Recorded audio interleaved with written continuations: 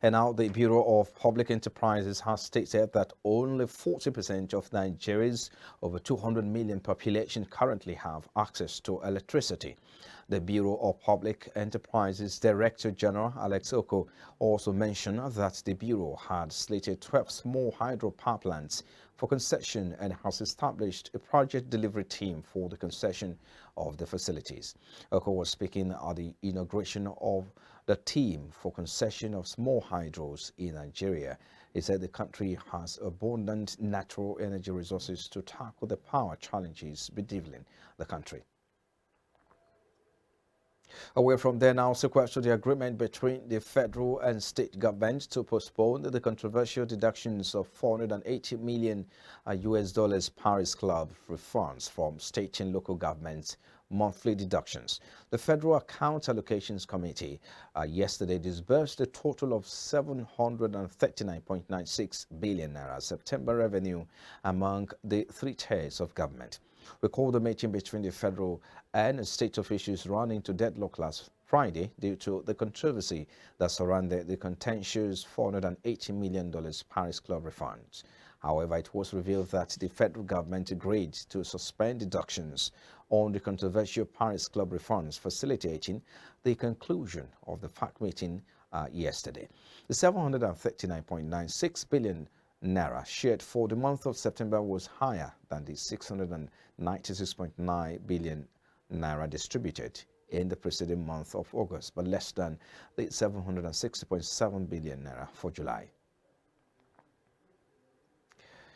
And now the banking sector credit to the private sector increased month on month by 425.9 billion naira to 33.84 trillion as of September, up from the 33.4 trillion naira it was at the end of August 2021.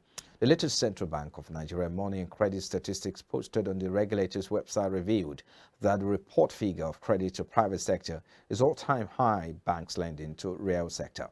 Report says credit to private sector year till date has ordered 3.19 trillion naira, or about 10.41%, from 30.65 trillion naira in January to 33.84 trillion naira as of September. The APS Bank has noted the improvement in lending to the real sector. It's following the introduction of the 65% loan to deposit ratio in 2019. And away from there now, human capital development refers to the process of acquiring and increasing the number of skilled persons who have the education and experience which are critical for the economic growth of the country. Speaking to Business Breakfast earlier in the day, human resource professional Adeyemi Ajayi highlights the impact of a good human capital development on companies' productivity and, by extension, the economy. Looking at the deployment of human capital in Nigeria, I think we're still struggling because the deployment of human capital has gone quite advanced. It's gone as far as people tech initiatives where technology has been mixed with human capital deployment for efficiency and effectiveness across the private sector and the public sector. But again, here in Nigeria, living the case of the COVID-19, which brought some kind of a setback for us. I think the deployment recently, in the past few years, has been quite challenging. First, because of the resources from the part of the government, and also the fact that businesses are more focused on profitability. Though within the small-scale business, the medium-scale business, it's gaining ground, it's becoming relevant every day. But again, if you look at the overall perception about it, there's still some, uphill climbing gradually.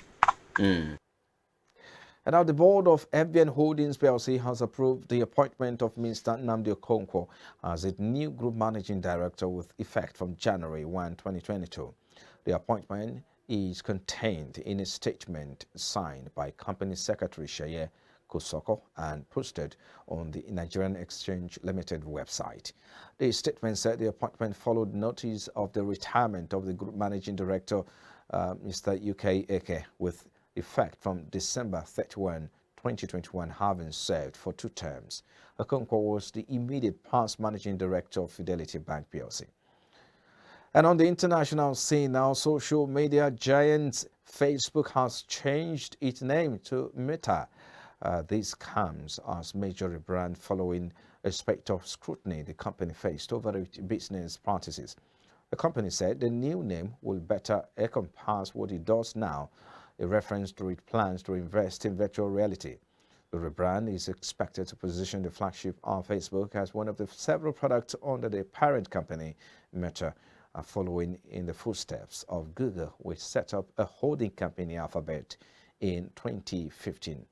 Meta will also be the holding company for Instagram and WhatsApp, respectively.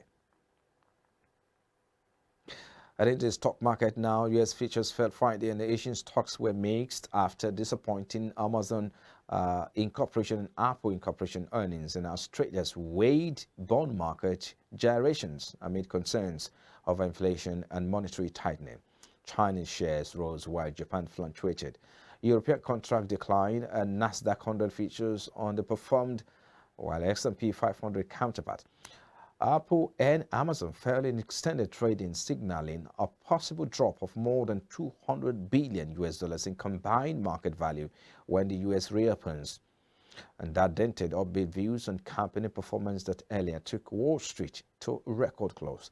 The U.S. 10-year Treasury yields climbed, while the curve between 20 and 30 years has inverted for the first time since the U.S. government reintroduced a 2-decade maturity in 2020.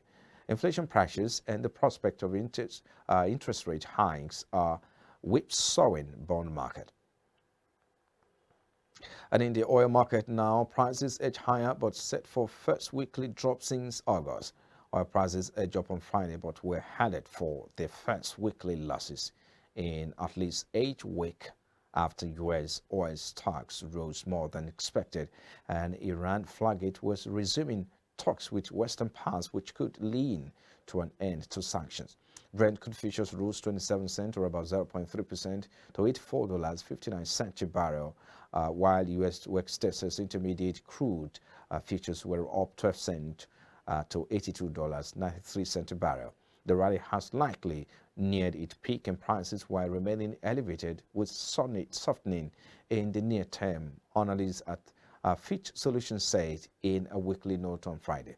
Both benchmarks, which touched multi-year highs on Monday, were on track to fall about 1% for the week, the first weekly drop in 10 weeks for West Texas Intermediate and the first in 8 weeks for Brent.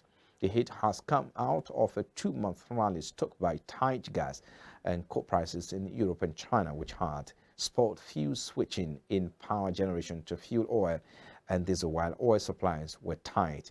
U.S. oil stock rose much more than expected in the week to October 22 data from the Energy Information Administration showed on Wednesday.